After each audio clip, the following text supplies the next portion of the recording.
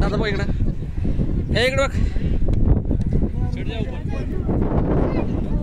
हा आहे मुरुड जंजिरा किल्ल्याचा सगळ्यात वरचा टॉपचा भाग. याचा खूप मोठा एक झेंडा आहे. 15 ऑगस्ट आणि 26 जानेवारीला इथं झेंडा फडकवतात. किल्ल्याचं एकूण क्षेत्रफळ आहे 22 एकर. आणि समोर दिसतोय तो आहे गोड्या पाण्याचा विहीर, गोड्या पाण्याची विहीर. आणि इकडं आहे खाऱ्या पाण्याची विहीर.